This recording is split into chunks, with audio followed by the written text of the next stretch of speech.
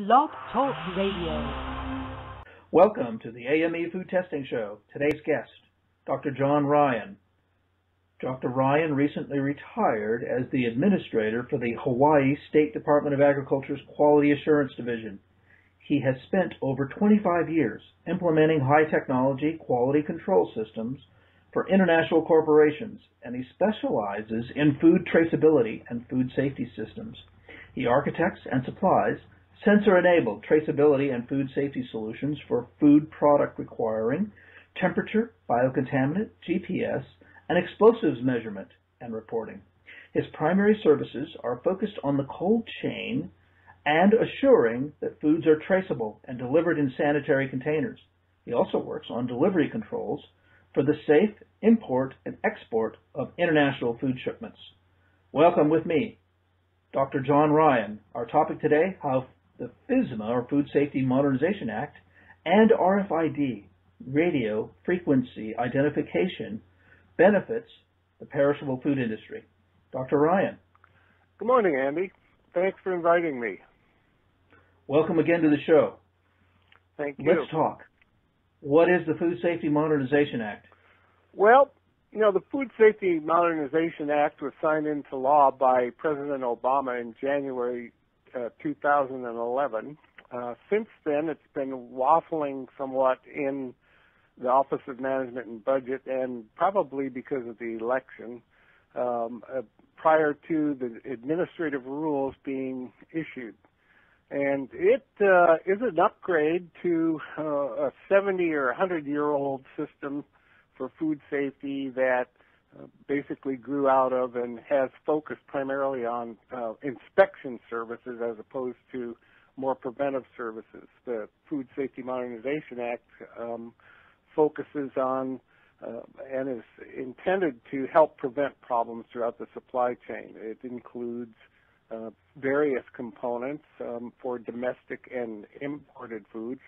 As you know, a lot of our food is imported nowadays, and so the idea is to establish some standards, not just for produce or meat in particular, but in standards from the farm through delivery into restaurants and retailers, so that there's more consistent handling of the food, transportation of the food, and that the food supply is better protected.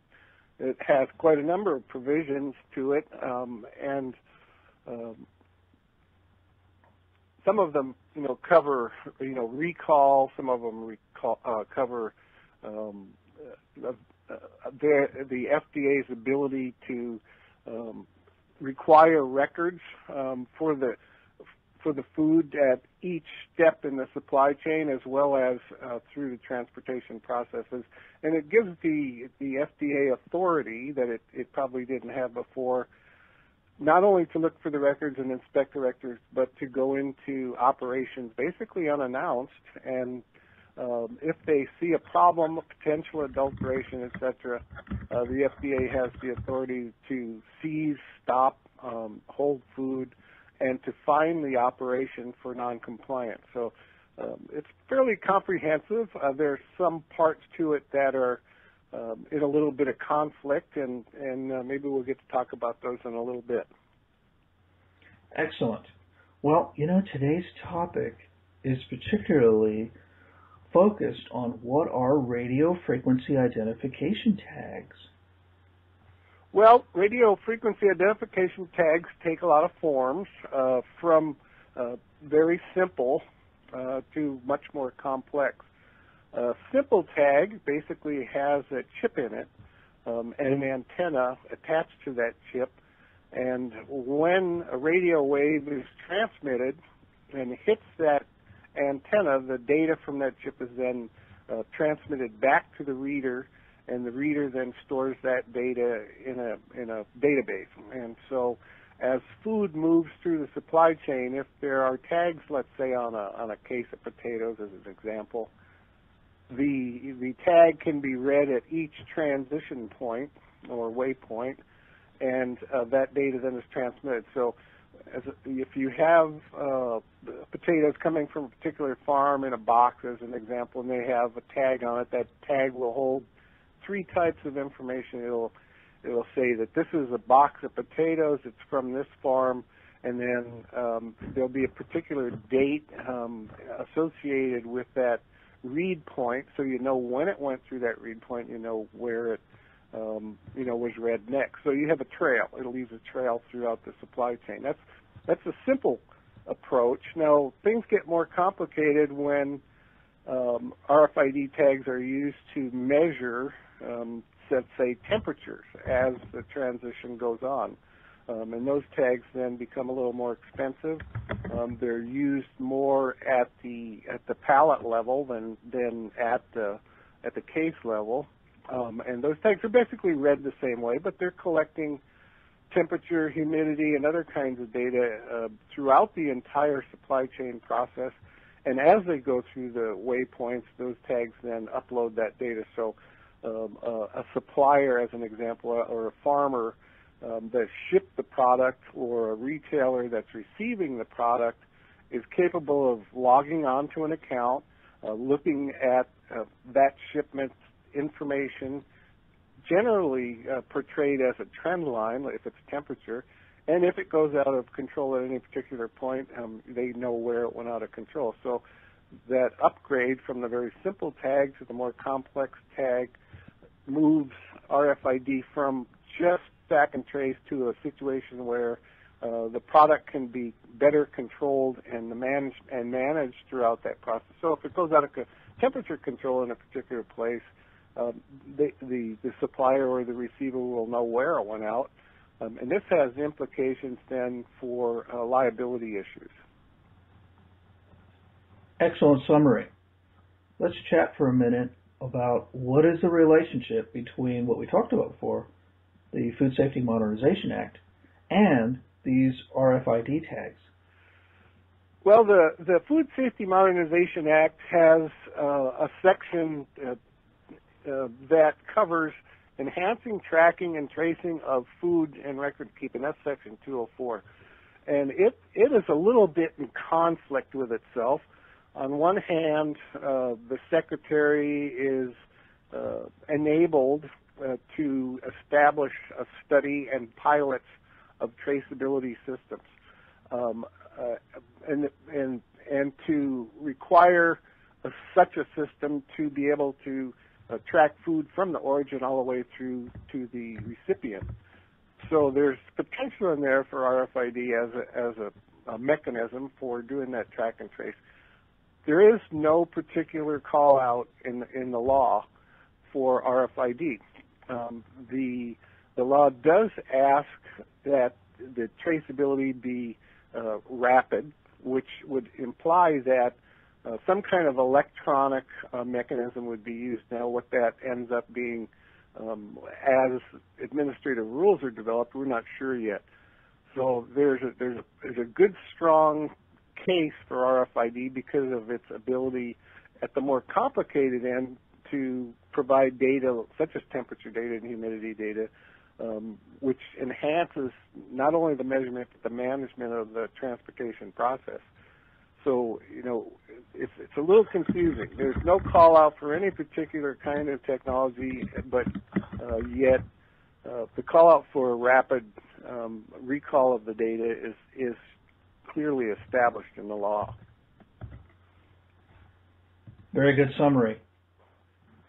Will RFID be required by FSMA? I think you already answered that, but could you illuminate that for some of our listeners who may be concerned? As you know, our listeners are food production managers, food quality managers, food safety managers, and food security managers. My best guess on this is that no, RFID will not be specified, nor would even barcoding or RF types of approaches. So it doesn't look like, and it just depends on how the administrative rules get interpreted now that the election's over and all that kind of stuff. To see what requirements the FDA is going to establish for the data, how fast the data's got to get in, et cetera. Now, we do know that there are a lot of companies out there implementing RFID, especially at the upper end, because of its ability to help them, control and manage the food through the supply chain. So will it be required? I've got to say not likely. Good answer. What would be the benefits if a management team, wanted to engage RFID tags? Well, the benefit is the idea that with the right system in place, that management team could log on to an account on the internet with a password and everything else, and they would be able to look up a particular tag's ID number. If, as an example, if there was that pallet of potatoes or tomatoes going through a process, they would be able to see real time in a sophisticated system, what the temperature was. They would be able to see the location of the vehicle carrying it, and they'd know exactly what that product was. So, for an importer, as an example, where the product might be rerouted, which could cause delivery delays and shorten shelf life at the recipients, they may be able to intervene to some extent to get it, to notify the parties that it's going to be late because it got rerouted, especially if it comes on a ship, but then not only notify people but intercept it themselves and expedite delivery to maintain shelf life at the retailer. So they have real-time information. They're going to have visibility as to the condition and the location of that product, and be able to interfere with things that go wrong to a great extent. Excellent. That offers a lot of flexibility to people that probably wouldn't know what happens on a real-time basis to their product once it leaves their facility. Well, are there any downsides to RFID tags? Yeah, for sure. RFID tags and the system that requires RFID support is a little bit technical, and so on that end of things, the technology requires that there are people in-house capable of handling it. And at a floor-level operation, that's not much of a deal because a lot of the RFID readers are wall-mounted. The tags are slapped down early, and no one really has to handle it. But when it comes to other kinds of instances where there's handheld readers, that they have to pay attention to it, and that involves the person themselves, going to activate the tag and upload the data. So the technology end, and that includes the IT support types of people to install and maintain, etc. That can be a disadvantage. If they have in-house IT people, they're probably not going to have too many problems. If they don't, they're going to have to consider that. And a lot of this stuff works on a wireless mode, so that adds a new dimension to it that has to be managed. So that technological support end is critical. The other end of it is, certainly it's not free. So a company that is interested in RFID has to look at the payoff, the return on investment and the potential savings and the advantages to their customers, et cetera, so that they can hopefully save money after the implementation because it has better inventory control mechanisms, et cetera, and faster or better control over shelf life. It allows them to remove contaminated goods from a shipment if that's found. It supplies the records to the Fed. So it has a lot of those types of advantages. But the costs are there, and those have to be balanced against all of those types of advantages. Some customers, do require RFID, and particularly at the pallet level. And with the new pallet level tags having the capability to capture and download and trend, that temperature information, that's a critical aspect of the whole thing. So, when you weigh the information, the IT requirements and the cost requirements, those things have to be looked at carefully from an ROI and marketing perspective. Some customers may require RFID and prefer it so that they can log in and see how the distributor or the shipper is doing. the systems also have an advantage in that they can provide alerts. So if the temperature goes out of control at a particular point, an individual responsible for that shipment can receive an email or a phone call, real time basically, and know that things went out of control, and then they can handle that product give some special handling to that product when it's received. Doctor, I really feel that your remarks today have highlighted a quandary that many food producers feel. There are a lot of nice little gadgets and toys out there that aren't required, but would really burden them down on cost. What other factors besides clients requiring this information would be drivers toward engaging RFID tags? Well, there's a couple. One, in addition to the law itself, that's going to require this rapid tracking and information. You have what we call vicarious liability. So let's assume I'm a retailer and I hire a trucking company to deliver food from a distributor to me, or the distributor has its own trucks or whatever. If I sell that product at the retail level, I'm responsible for what that delivery group does. I'm responsible for that distributor. I'm responsible for the company that shipped it into the distributor, and it goes down the chain. So the supply chain perception, the concept there, is that each individual member in there has responsibilities. So that's a change. In the old days, and even today, the idea that a trucking company moving produce off a farm into distribution could certainly escape liability. But now, if you put RFID temperature tags in there and you know exactly where that temperature went out of control, that's a different situation. That's hard data that can be used in a court of law, et cetera, et cetera. So this liability issue passes on down through the supply chain, but still remains with the retailer to an extent, because the retailer was the one that hired that supplier. So it changes the ball game quite a bit. And RFID, in particular, I like to mess around with the RFID capabilities that can do the measurement as opposed to just doing the tracking. That adds that other dimension of why didn't you manage it? And you, by not managing it better, by managing your suppliers, et cetera, better, you allowed this to happen to some extent, and so you have to share responsibility. You increase the risk by not managing your suppliers, so your insurance goes up. So there are other aspects that come into play. So you've got, on one hand, you've got the law. On the second hand, another hand, you've got the vicarious liability issues, and then the third aspect is, what does your customer require? If your customer requires the data and the visibility, you have to get, in order to meet their standards, and they're concerned that they're going to be liable, so you have to meet their standards to do that. So you've got the three things playing with each other. The legality of it all, and we're not sure how that's all going to unravel yet. But then you have the liability issues, and then the buyer pressures. And that's not unusual when industries start to go through this dynamic type of change.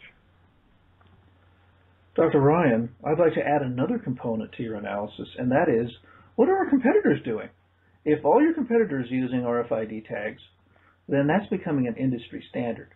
Now, if only a select few are using RFID tags and they charge an additional premium because their products are fresher and more well-maintained, or better maintained or monitored, then that may be a standard that you want to achieve, or your market strategy is to be the least expensive and least quality-driven product.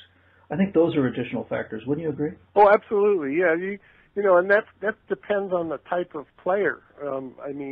You take a large Safeway as an example, and Safeway's got a lot of stores out there. I have no idea how many, but here in California they have quite a few.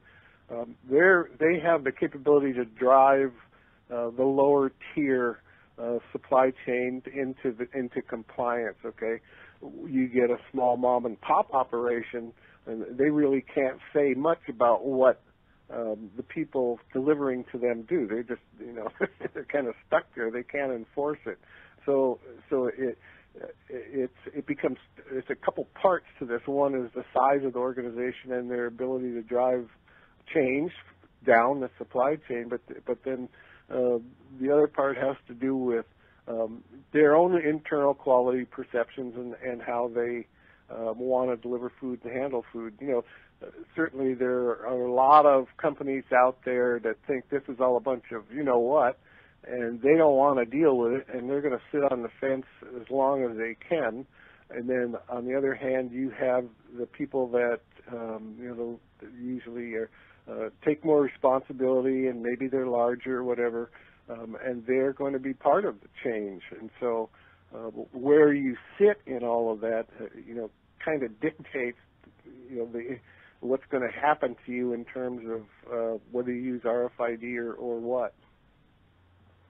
That's an excellent summary. That as the only constant that I hear is change, and the other constant that most people don't think about is our response to change. So if RFID tags will become either a high-level standard or a standard of the industry as a change factor, how will the companies that engage this technology or ignore it survive or prosper? Well, I think that, from a marketing point of view, if you have the data and and you're somewhere in that supply chain delivering up the chain, you have the ability to go to these bigger customers and say, hey, we're in compliance, not just in compliance, but we're low risk. So you bring in this risk factor. We're doing everything we can to deliver quality product to you. So from a marketing point of view, you have that edge, right? So the guy down the street who does not have the data, does not have RFID, cannot do rapid recall, trace back, or whatever, he's definitely at a disadvantage. I mean, when that customer starts asking the question, how are you going to protect me? The guy with the technology and has control over the quality of the delivery services, etc., he's in the driver's seat. So if you pass, 2 cents, 5 cents, 10 cents a case onto consumers, that's generally not that big an issue at the consumer end. I mean, you have all kinds of different stores, different pricing, and et cetera, and consumers are very concerned about the freshness of the product and the quality of the product and whether or not that product is safe, and that's becoming more and more of a driver at the retail end. So those retailers are going to respond as best as they can within their own financial and technological limits to try to meet those demands. Dr. Ryan, thank you so much for this excellent discussion on the relationship of FSMA and RFID tags. Would you like to discuss any of your other projects and programs that you're currently working on at Sanitary Cold Chain?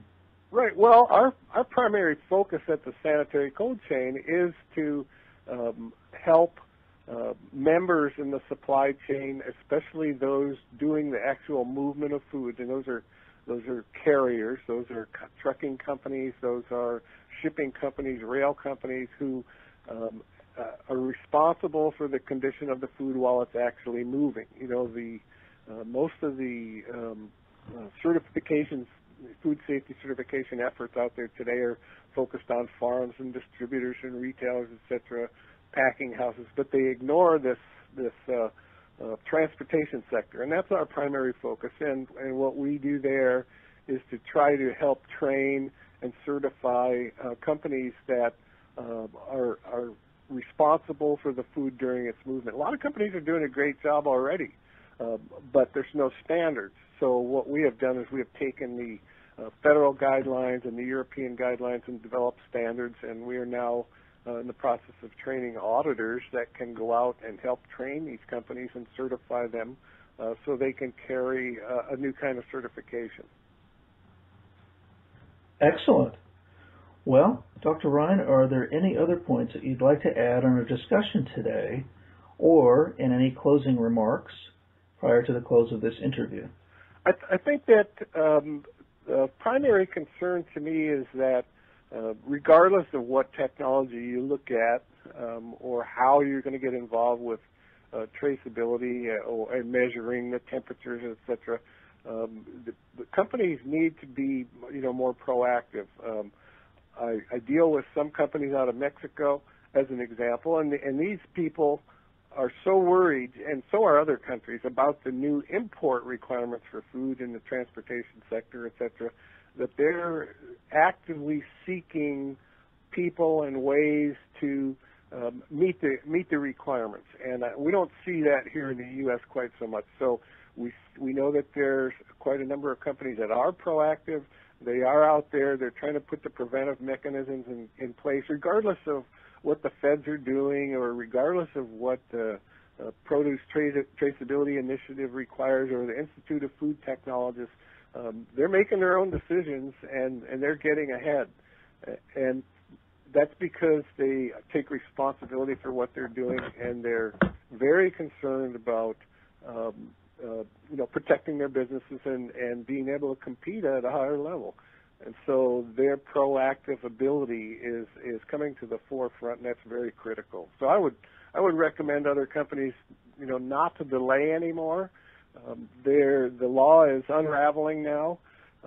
There will be new administrative rules that come down, and within this year, there's going to be a lot of scrambling, and the resources to solve these types of problems are somewhat limited. And so, waiting is never a good thing. Excellent summary. In my experience using DNA testing, the government of Mexico is one of my clients, and many other clients in Mexico. They want to exceed the standards so that when their product is brought into the United States, that they have both verification and surveillance programs data as well as cold chain data. And I endorse your remarks on some of those enterprises being at the forefront of these monitoring and surveillance programs. Excellent. Yeah, you're absolutely right. And they're just under. They feel like they're under a lot more pressure. They've got to go through Customs and Border Protection, and so anything they have in their hands, and any time they've worked with the FDA or other agencies to invite the FDA in before the FDA decides they're going to come do an audit or something like that. They invite them in and say, here's what we're doing. How can we improve? How can we meet your requirements? Well, that's being proactive, and that's a critical issue when it comes to moving goods across the border. As an example, you have the data for Customs and Border Protection and the Department of Homeland Security, and you can move through without a lot of delay. Other companies might not be able to do that. Well, Dr. Ryan, thank you so much for joining us today. I'd like to allow you a final closing remark prior to the close of this interview.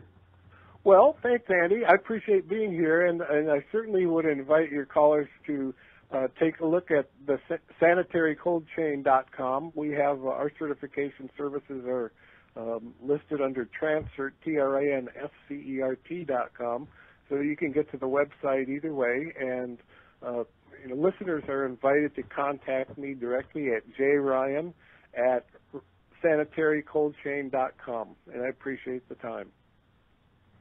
Thank you, sir. I wish you have a great day and wish you the best in your new enterprise. All right. Thank you, Andy. Ensuring that our cold chain is monitored and secured. Thank you so much. Thank you. Bye now.